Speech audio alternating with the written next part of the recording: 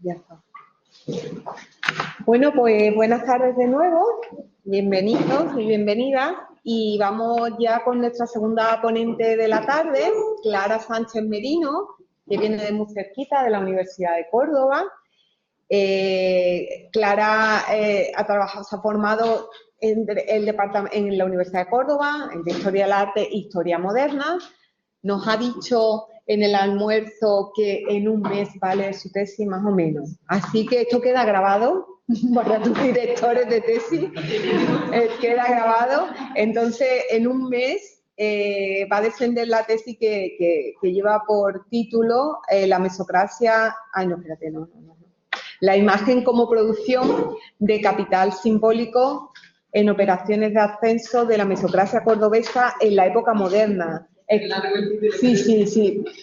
Entonces, de nuevo, hacemos relación, vamos a incidir en esta segunda charla, muy relacionada con la primera, pues con la circulación de imágenes, objetos y sobre todo con el uso que se le da y cómo eso se utiliza para el ascenso social, político, etcétera. Entonces, Clara ha sido contratada predoctoral de programa de formación de profesorado universitario en la Universidad de Córdoba, en el Departamento de Historia del Arte, hasta hace nada, hasta diciembre de 2023. Actualmente está impartiendo docencia con un contrato de profesor sustituto interino en el grado de Historia del Arte y ha estado como parte de su proyecto de formación, ha estado como investigadora invitada en el University of London, the School of Advanced Studies. Y bueno, cuenta ya, a pesar de que todavía que un mes te queda, un mes para leer la tesis, cuenta ya con varias publicaciones pues bastante interesantes, entrevistas como Boletín de Arte, tiene otra publicación, Pervisibilia ad Invisibilia, la justificación de los Simancas y su linaje converso en la decoración de la capilla del Espíritu Santo en la Catedral de Córdoba, que está editado por TREA. La imagen superviviente de San Rafael en Córdoba, devoción y promoción política, en Anejos y Magos, revista de emblemática cultura visual. Bueno, y algunas publicaciones más, a mí una que me encanta cuando lo leí, bueno, y yo creo que cuando nos conocimos en Córdoba, te lo dije, se llama La devoción de los santos pesticidas en la Catedral de Córdoba, que está publicada en el mundo de las catedrales, pasado, presente y futuro. Y bueno, hoy Clara nos va a hablar de la imagen plástica, la imagen conceptual, la producción de capital simbólico en la Córdoba moderna.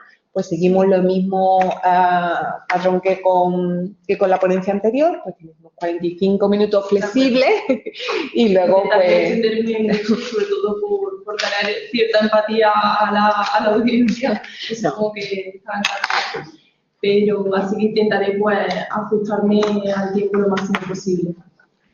Bien, pues agradeceros a todo el grupo de coordinación del ciclo de conferencias y especialmente a Monse por invitarme, sobre todo pues a partir de ese encuentro que tuvimos en Córdoba, en el que bueno, pues a mí me pareció apasionante los estudios que presentasteis sobre las redes relacionales y ese capital relacional social, y un poco en esta línea he enfocado ciertas aportaciones que presento en la tesis doctoral, que hoy básicamente voy a explicar brevemente algunas de ellas, en concreto un caso, que se pueden representar o que se concretizan en un caso de estudio. Y en definitiva, lo que nos proponemos con el caso de estudio que voy a presentarle hoy y en general con la tesis doctoral, lo que me he propuesto ha sido resolver un problema que en este caso en la Catedral de Córdoba, pero hemos estudiado otros contextos, otros campos culturales, pero en concreto en la Catedral de Córdoba percibimos que había una cierta carencia en cuanto a la producción científica en relación a la explicación de las distintas capillas funerarias y cómo funcionaban dentro de ese campo cultural concreto del Cabildo Eclesiástico cordobés. Porque realmente existen descripciones formales, descripciones en cuanto a la información que nos pueden aportar. Por ejemplo, datos como el programa iconográfico que se representa, la técnica artística o el formato artístico que se está desarrollando dentro de esa imagen, en esa capilla, ¿no?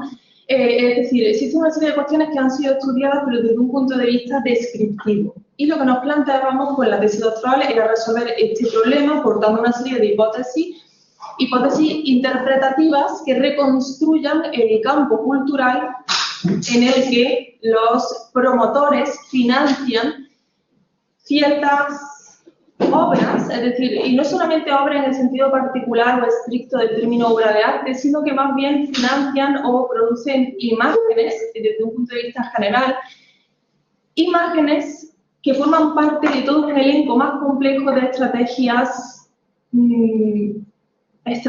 y una serie de dinámicas encaminadas a alcanzar el título nobiliario.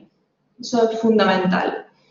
Hemos detectado una serie de casos de estudio donde se cumplen, donde coinciden unos patrones de comportamientos sociales similares para alcanzar precisamente ese título nobiliario.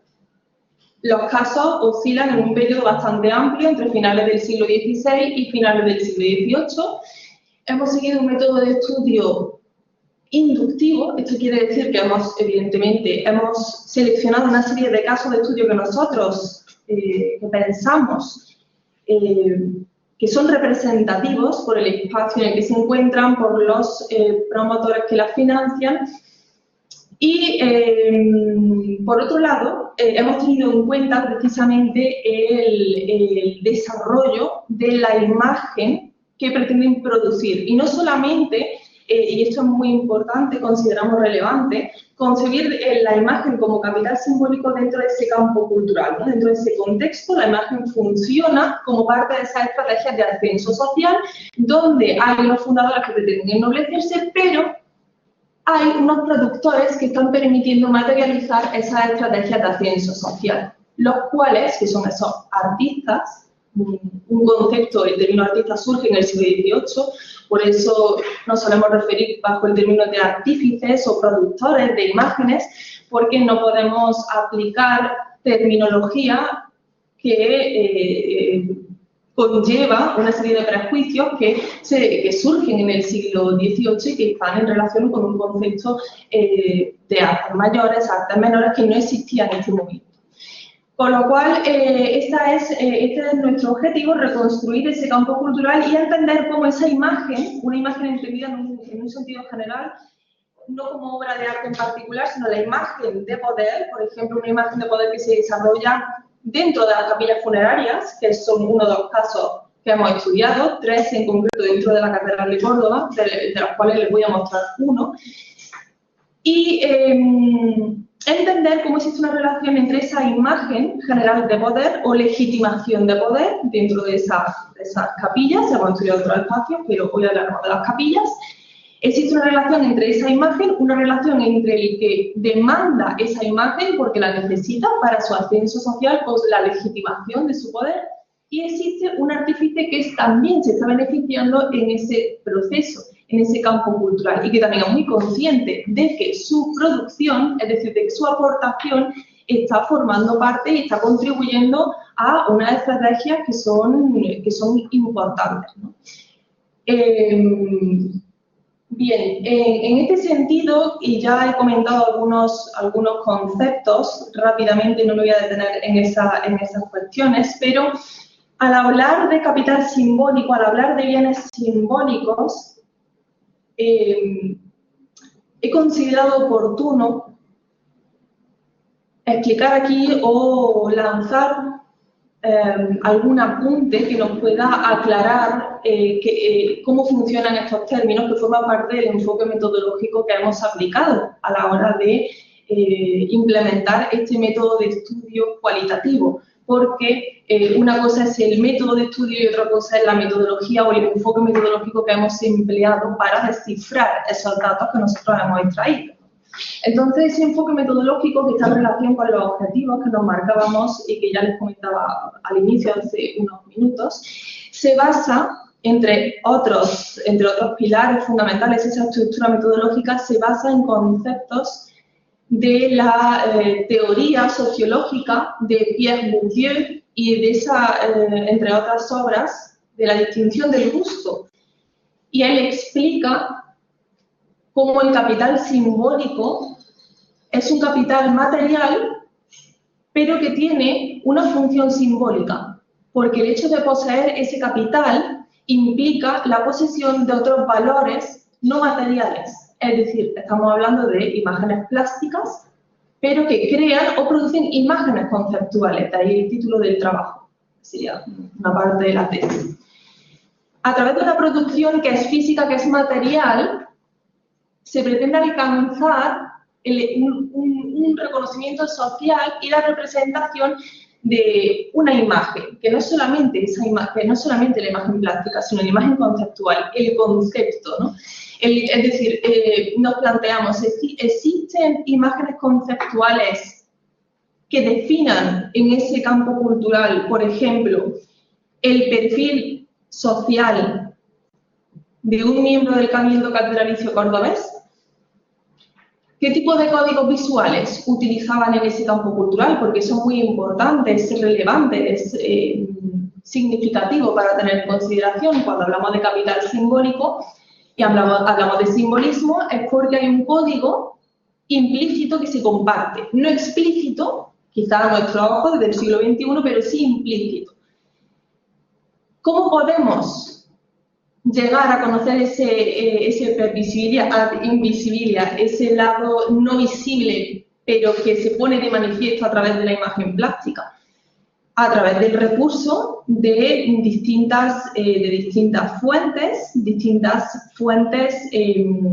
documentales, archivísticas, fuentes textuales que provienen de la tratadística. Los tratados artísticos también van a ser muy relevantes para extraer información que nos ayuda a reconstruir estas hipótesis interpretativas, que ahora les mostraré en otra diapositiva más adelante. Este es el espacio que he elegido para intentar hacerles pues, una especie de demostración, si pudiéramos decir, de lo que yo he intentado aplicar al resto de casos de la tesis doctoral. Hemos aplicado este enfoque metodológico a la reconstrucción de una o varias hipótesis interpretativas de cómo funcionaba este espacio, que es la capilla del Espíritu Santo, que se encuentra en la Catedral de Córdoba. Hemos seguido un método de estudio cuantitativo porque efectivamente hemos cogido una serie de casos y hemos analizado si se producen o no las mismas pautas de conducta, es decir, si existe un patrón de comportamiento que pueda ser similar. Pero, por otro lado, también hemos implementado un método de estudio cualitativo. ¿Por qué? Porque aunque sea una capilla funeraria en particular, lo que ustedes están viendo, el patrón de comportamiento identificado entre los fundadores de esta capilla, así como la elección de ciertos temas iconográficos que en ella se representan, tanto en las pinturas murales como en el retablo, son una serie de aspectos que hemos tenido en cuenta para reconstruir el horizonte de expectativas de quienes financiaron esta obra y supone la explicitación de un modelo que se sigue en otras capillas de la Catedral de Córdoba. La cuestión y la problemática, que es lo que nos ha impulsado a desarrollar una serie de hipótesis que expliquen o que pretendan alcanzar una explicación, una interpretación que se acerque más, que se aproxime más a la realidad histórica, es alcanzar una visión global, más general, de cómo la decoración que aparece en estas capillas no es una decoración inocente. Es decir, la explicación de las capillas no debe basarse exclusivamente en una descripción de los elementos que en ella aparecen o una descripción del programa iconográfico, sino que hay que interpretar, hay que traducir esos aspectos materiales, ¿no? Es per visibilia ad invisibilia.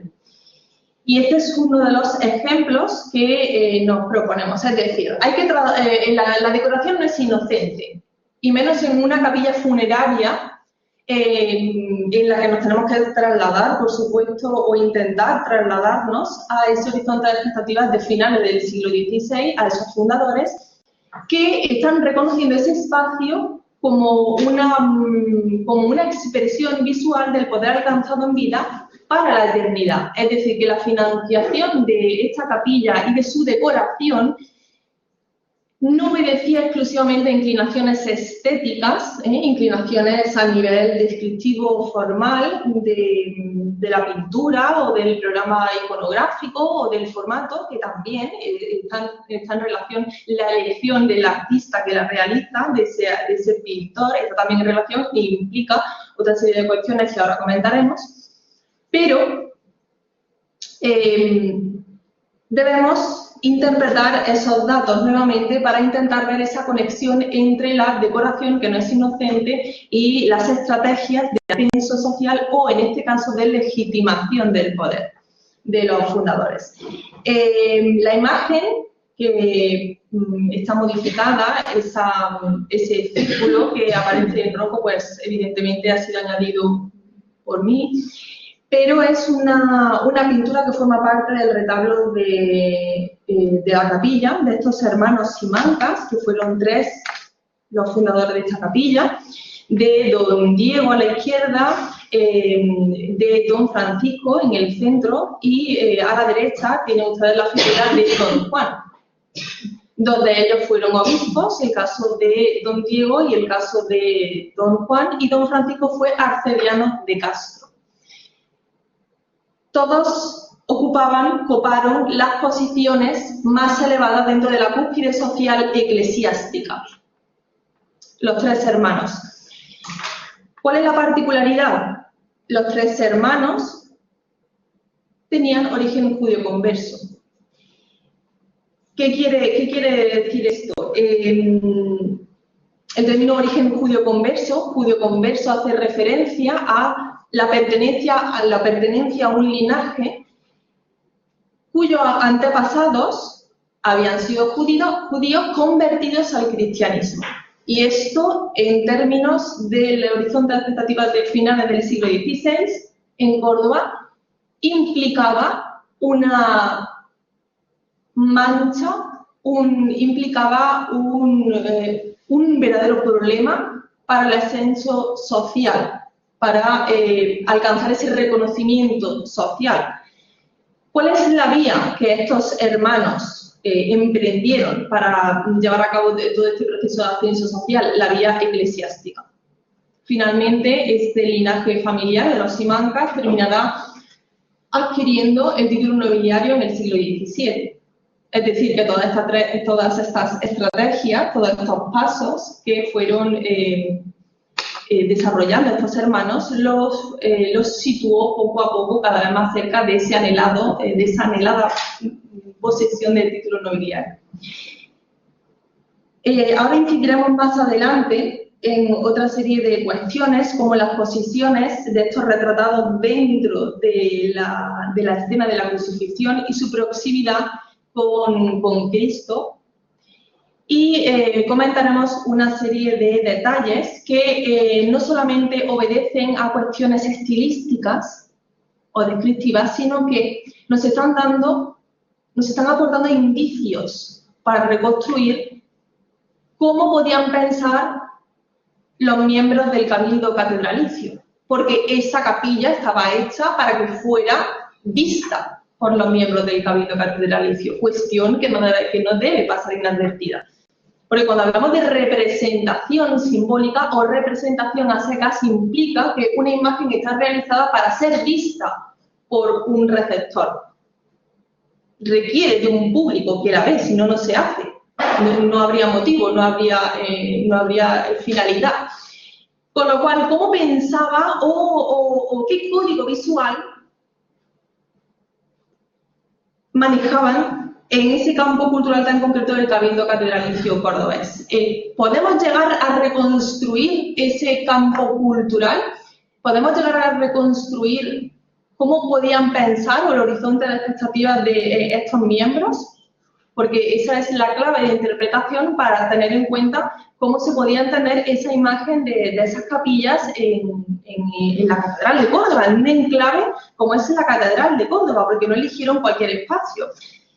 Bien, aquí hago referencia pues precisamente a este problema, descripción no es explicación, es decir, se ha descrito profusamente cuáles son esos problemas iconográficos que aparecen en la capilla y se han hecho estudios, por otro lado, del colectivo judío converso con todo tipo de, con datos muy rigurosos y una relación de estudios genealógicos muy precisos que demuestran las tendencias judío-conversas. No son hipótesis, sino que son datos contrastados, pero no se ha puesto en relación la imagen precisamente con estas cuestiones. Por tanto, me gustaría incidir que la premisa fundamental es entender o llegar a comprender que la imagen no es inocente y que esos programas decorativos como el que vamos a explicar hoy, que ornamentan los espacios, obedecen a unos motivos y usos de ciertas claves interpretativas que se concretizan en el horizonte de expectativas que define una época o grupo social. En este caso, que les muestro, finales del siglo XVI, Cabildo Catedralicio. Ese sería el campo cultural donde situamos ese caso. Por tanto, hablando de ornamentación, de decoración, siempre se suele entender bajo esa visión quizás un tanto peyorativa de una representación visual que no parece tener la importancia o el peso, ¿no?, de cuando nos referimos, por ejemplo, bajo los términos de obra de arte. Cuando hablamos de decoración, hablamos de programas decorativos en general, parece que es un aspecto secundario. Y en finales del siglo XVI, a finales del siglo XVI, estos programas decorativos tuvieron un gran protagonismo en esa casa. Por tanto, quería aquí acudir a una cuestión que me pareció oportuna para hoy y que ya la planteó en esos términos de pregunta retórica, ¿no?, de formulación retórica, el historiador austriaco. ¿Does ornament also have a history? Es decir, ¿tiene el ornamento, la decoración, una historia detrás? Porque no es simple ornamentación, no es simple decoración, ¿no?, que obedezca a un estilo, a colores y a técnica artística. Esta cuestión es citada por otra historiadora del arte que ha desarrollado importantes estudios en torno a los tratados de arquitectura en el Renacimiento italiano, como es Alice Payne, y ella se refiere bajo unos términos también muy interesantes. Concibe el ornamento como la huella material inconsciente de una cultura. Es decir, huella material, pero inconsciente en muchos casos. Es una imagen superviviente, son en términos de barburianos, podríamos decir incluso survivals, de experiencias pasadas o de intentos, dinámicas sociales pasadas, que hoy en día quizás no tienen sentido en nuestro horizonte de expectativas, pero sí lo tuvieron en ese momento. Las decoraciones que aparecen en el interior de la Capilla del Espíritu Santo, al margen del retablo que les mostraba y en el que nos detendremos más adelante, presentan unas pinturas murales en los laterales que contienen formas visuales, contienen figuras que representan a profetas del Antiguo Testamento. Es decir, son temas veterotestamentarios. La elección de ciertas figuras para que aparezcan en las pinturas murales que van a decorar esta capilla, recordemos una capilla financiada por 2 obispos y un arcediano de Castro, que el título de arcedianato de Castro implicaba la posesión de mucha riqueza, una posición socioeconómica muy elevada, porque era un cargo eclesiástico, que reportaba muchísimos beneficios por el número, por las tierras y sobre todo por la zona de la campiña cordobesa en la que se situaba Castro, y le reportaba muchos beneficios. Por tanto, los tres hermanos tenían un estatus social claramente elevado. ¿Cómo reconstruimos ese horizonte de expectativas? ¿A qué datos acudimos para acogernos a cierto rigor histórico, ¿no? A través de ese cruzamiento de fuentes de diversa naturaleza, en las que incluimos la imagen en general, porque la imagen, como Peter Bark definía, es una historical evidence, es decir, es ya una evidencia histórica en sí misma que hay que saber leerla y descifrarla. Y para ese desciframiento, evidentemente, se necesitan dominar pues, una serie de fuentes que nos permitan intentar reconstruir ese horizonte de expectativas. Entre ellas, pues las fuentes literarias también, por supuesto, ¿no? Que comentábamos los tratados, los libros devocionales, porque los libros son muy importantes. La edición de ciertos libros implica el punto de partida del desarrollo de ciertas devociones locales que son empujadas o que son, digamos, impuestas por ciertas figuras que están muy interesadas en que esa devoción local ascienda, como es el caso de San Rafael, que es otro caso que también estudiamos en la tesis doctoral. El Pervisivilla, pues efectivamente nada más entrar a esa capilla funeraria, antes de introducirnos dentro de este espacio, ya encontramos en la reja un escudo heráldico. Los escudos heráldicos indudablemente tuvieron una gran importancia porque era la representación visual de la legitimación de ese linaje familiar. Que aparece pues, flanqueado por figuras alegóricas, en este caso representaciones que vienen a ensalzar esa representación heráldica. ¿Cuándo se funda esta capilla y por qué? El 4 de septiembre del año 1568 se produce la concesión del Cabildo de Córdoba de un lugar para el enterramiento a don Juan de Simancas en la capilla del Espíritu Santo de la Catedral de Córdoba. El espacio reservado para la capilla funeraria se convierte en un auténtico escenario de poder del linaje Simancas, un linaje que todavía no es nobiliario porque todavía esa familia no tiene título nobiliario, es decir, tiene un gran reconocimiento social porque han alcanzado un alto estatus dentro de ese cabildo, dentro del mundo eclesiástico, pero todavía no tienen el título nobiliario. El diseño de la capilla se debe a Hernán Ruiz II y a su muerte continúa Hernán Ruiz III en el año 1569.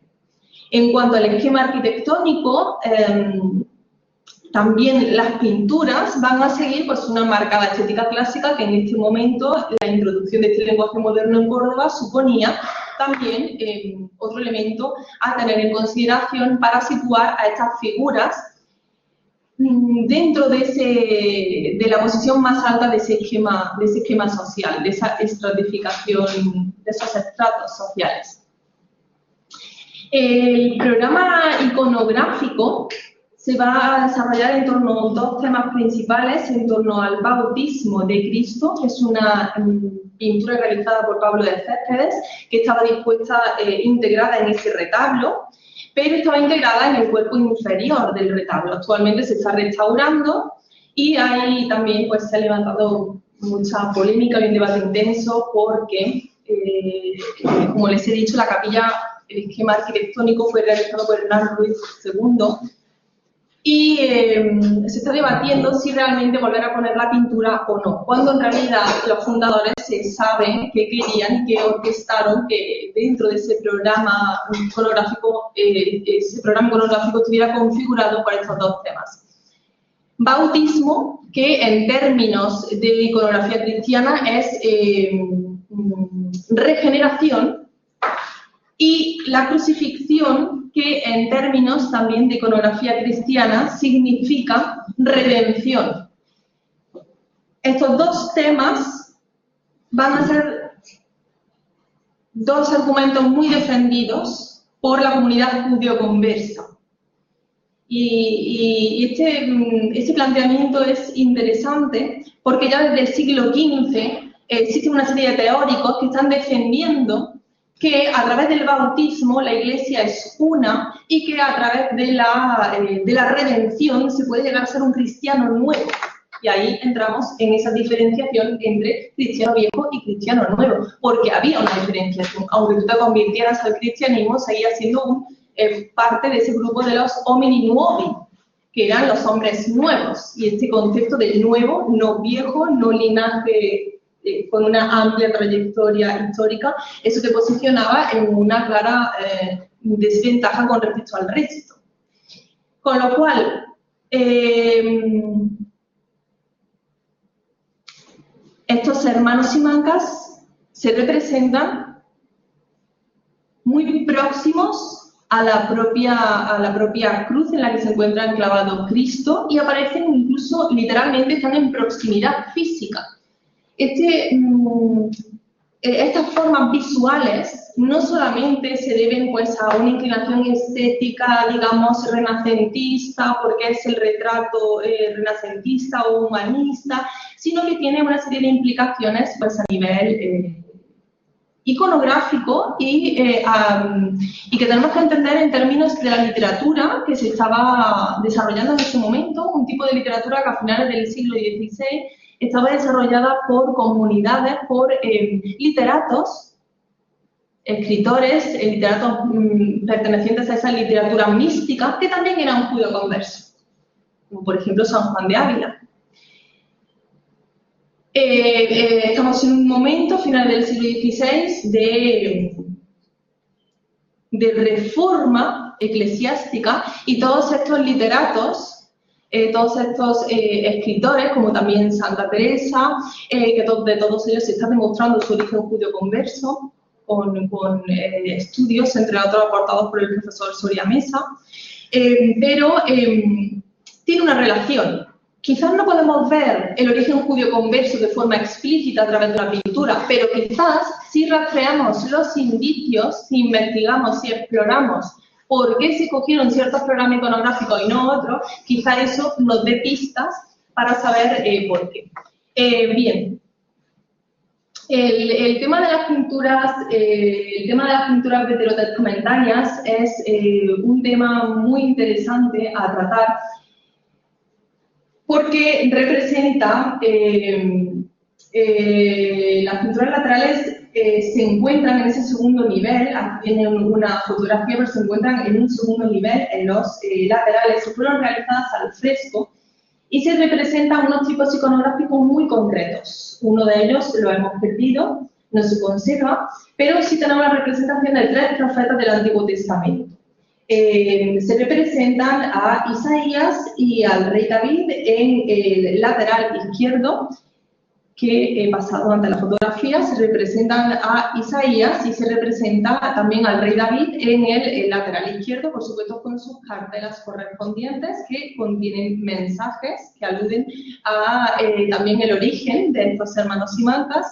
Y también, por otro lado, encontramos en el otro lateral de la capilla, confrontándose con las representaciones del rey David y de Isaías, encontramos la representación de Moisés, junto con otra figura que no sabemos cuál pudo ser.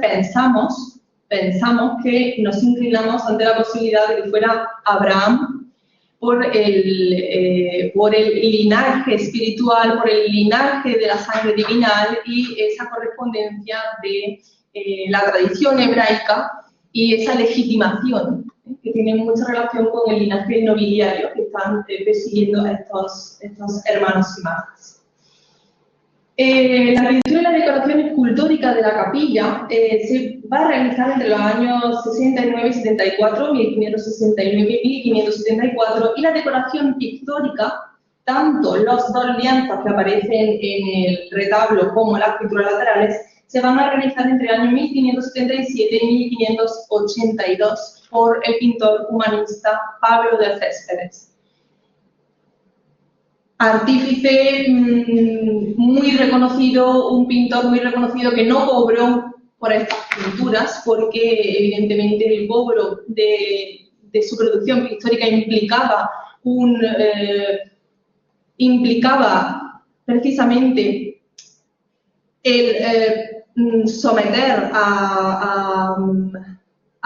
digamos, a crítica ese aspecto liberal que se supone que tenía que tener la pintura, porque tú pintabas como arte liberal, no pintabas para vivir, para sobrevivir, eso era ya un arte de oficio, diferente al concepto de humanista en ese momento, lo cual era importante, y Pablo de Céspedes era racionero, con lo cual su fuente de sustento económico no era de pintor, él pintaba porque era humanista.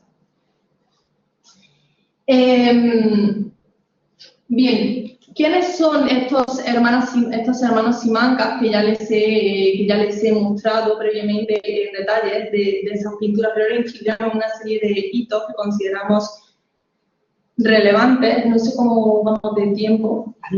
Muy bien, tampoco quiero cansarla en el texto porque, bueno, voy a intentar ser breve. Pero, ¿quiénes son estos hermanos y por qué encargaron esta capilla y con qué objetivo, ¿no? ¿Qué pasado, ese pasado oscuro que tienen estos hermanos Simancas? Pues bien, lo primero es que el origen judío converso de estos hermanos Simancas está justificado porque se coinciden una serie de dinámicas, una serie de estrategias que se llevan a cabo por la comunidad judío-conversa.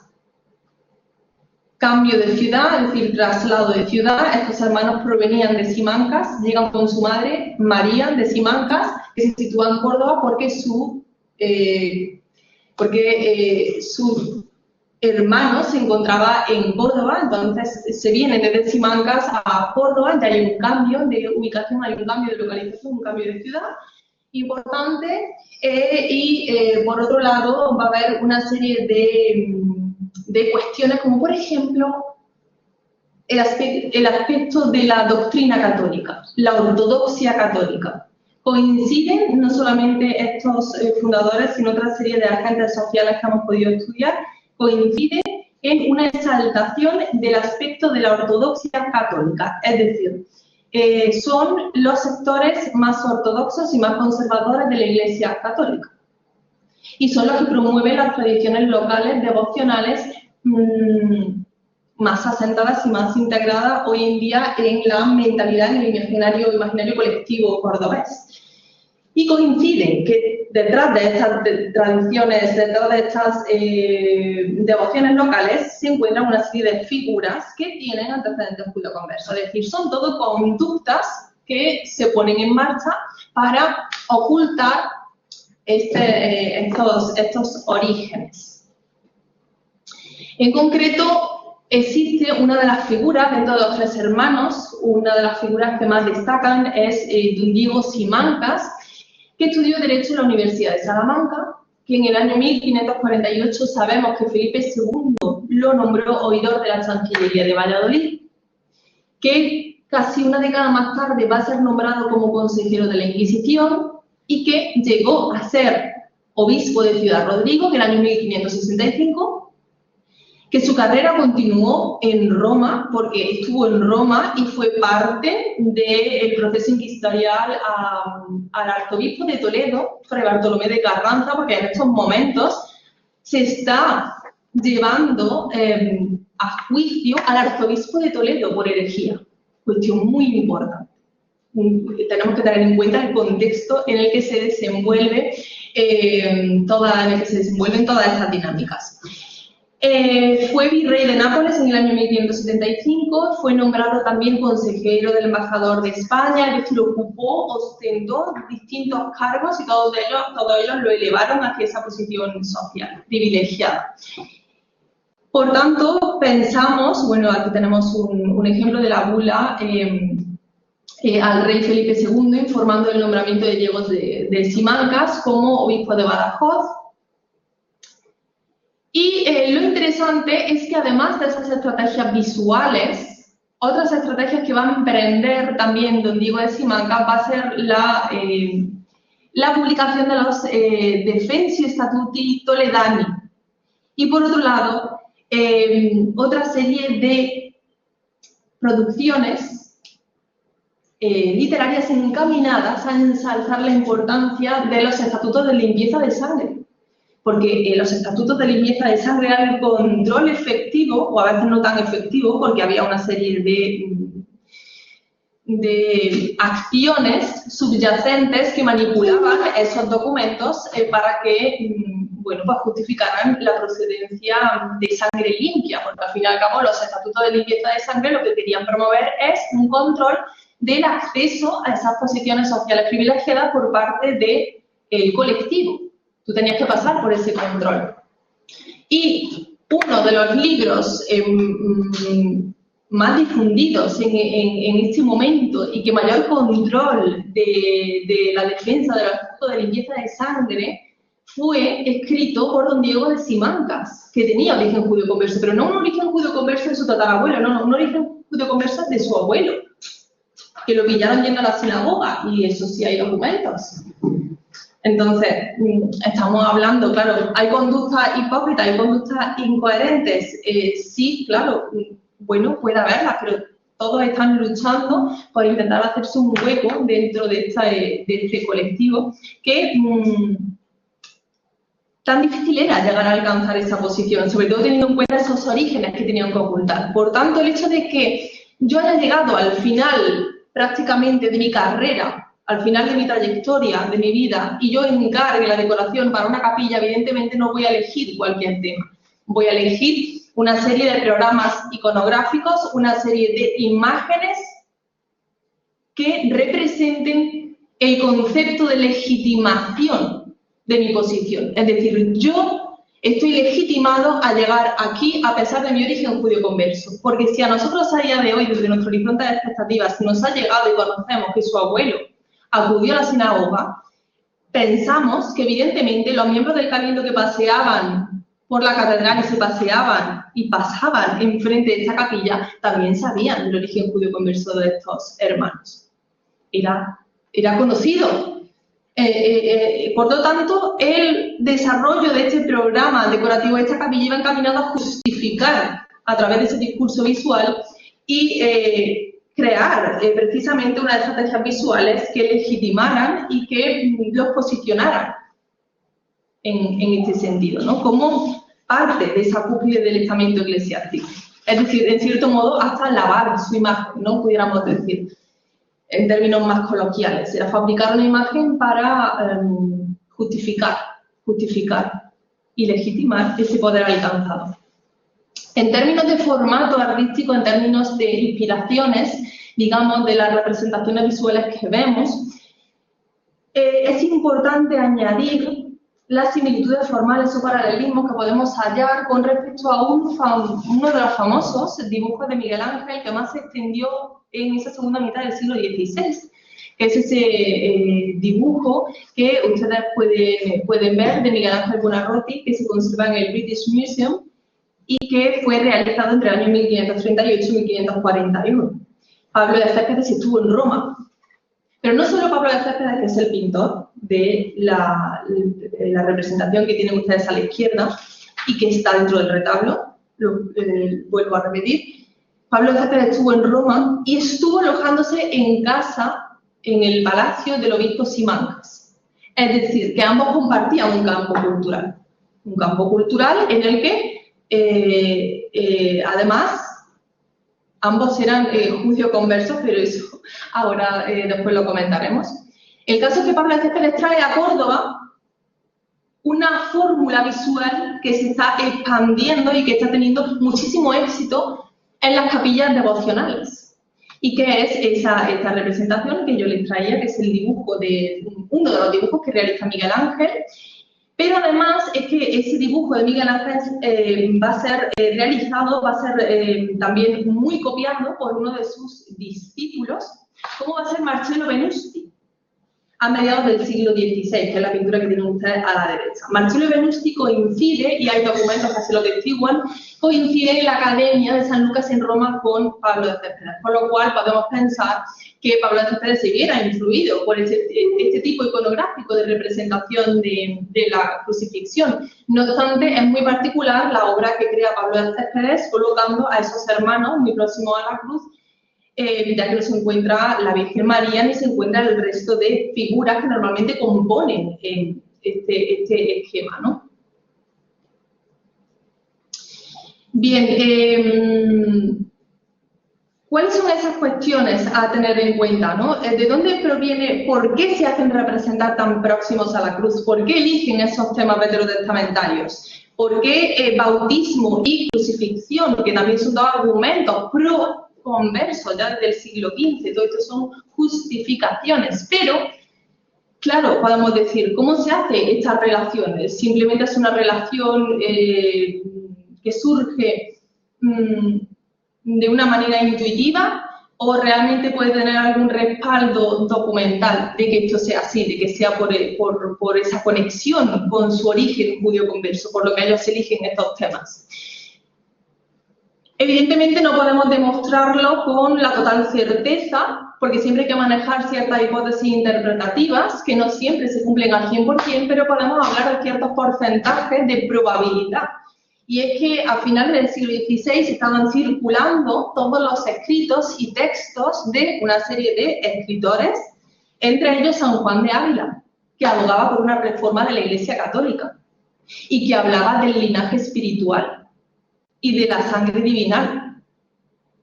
Y estaba siendo un personaje verdaderamente reconocido en la diócesis de Córdoba y que sus escritos estaban siendo muy difundidos, y de eso sí tenemos constancia.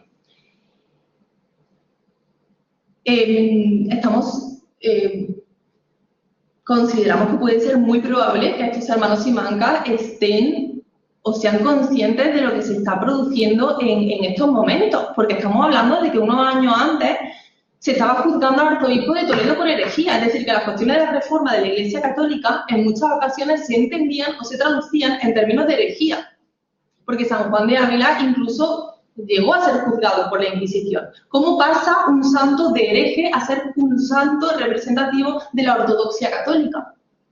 ¿Qué se produce ahí? ¿Y quiénes abogan por uno y por otro? Porque esto son una serie de luchas en las que todos toman posición.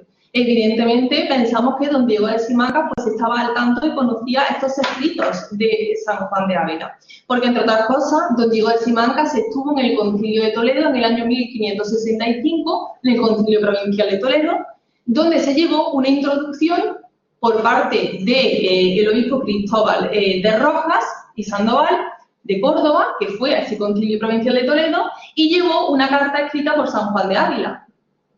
Y ahí San Juan de Ávila hablaba de la reforma de la Iglesia Católica, hablaba de la reforma del clero eclesiástico y hablaba también de otra serie de cuestiones, como esta cita que yo les traigo aquí. Y habla en los siguientes términos. Una figura contemporánea. Convirtamos el linaje de la carne al linaje del espíritu. La generación a la generación del espíritu. Y veremos qué es el linaje espiritual de Jesucristo. A este tener envidia, no que descienda de Abraham, Isaac, Jacob y David, y de tantos reyes y patriarcas, es decir, son reyes lo que se están representando y patriarcas en esa capilla del Espíritu Santo. No tengáis envidia de que descienda según la carne de tanto generoso, sino tener envidia de estar en la generación espiritual. Esto es lo que Dios alaba y tiene en algo, esto es ser hidalgo. Ser noble, ser hidalgo. El que es del linaje espiritual de Jesucristo, ese es el hidalgo honrado.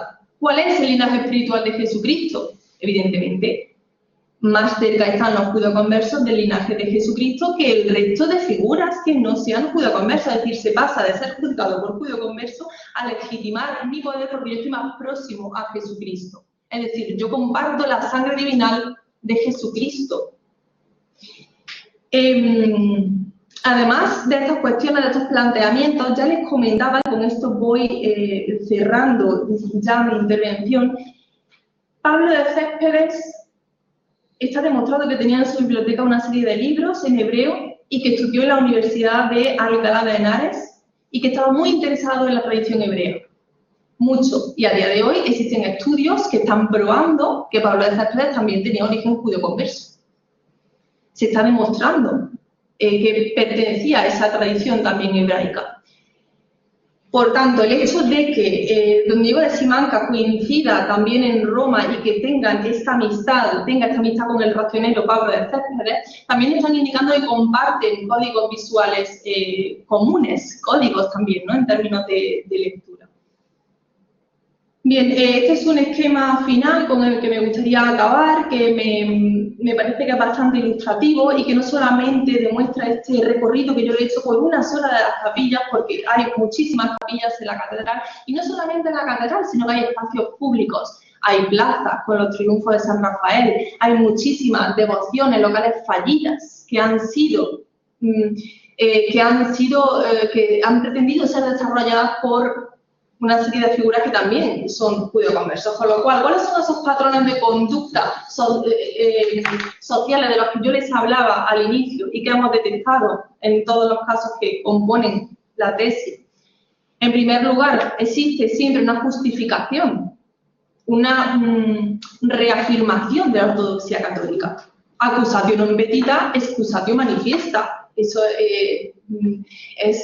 se me acaba de ocurrir ahora, pero efectivamente resume bien el hecho de que haya una ortodoxia muy acentuada y que siempre coincidan que son los que pretenden esconder ese origen, pues también nos está indicando algo, ¿no? Devociones locales también que se van a desarrollar, ese origen judío-converso y el ascenso social. Porque en este caso estamos hablando de que se ha culminado ese ascenso, pero en otros casos todavía no se ha llegado a ese final. Se me olvidaba comentarles algo muy importante que también viene a justificar el hecho de que hay una relación entre la elección del programa decorativo de la capilla y la justificación o legitimación del poder de estos hermanos. Y es que las pinturas fueron tapadas en el siglo XVII. ¿Por qué se taparon? Porque no teníamos conciencia de que existían estas pinturas del Antiguo Testamento hasta hace poco que se restauró la capilla y salieron las pinturas. ¿Por qué se taparon en el siglo XVII, justo en el momento en el que obtienen el título nobiliario? Hay hay discordancias, hay discrepancias que no logramos comprender, pero están ahí y forman parte de esta historia. Y la imagen nos ayuda a reconstruir o quizás a veces nos plantea más problemáticas. Y termino simplemente con esta reflexión de San Juan de la Cruz, en la cual San Juan de la Cruz se refiere a la imagen con estos términos. En la imagen hay tanto que ver que por mucho que se alcance, queda para poderse mucho más alcanzar de ello. Es decir, ya que se está reconociendo, se reconoce la importancia de la imagen entendida en esos términos simbólicos, no solo materiales. Muchas gracias.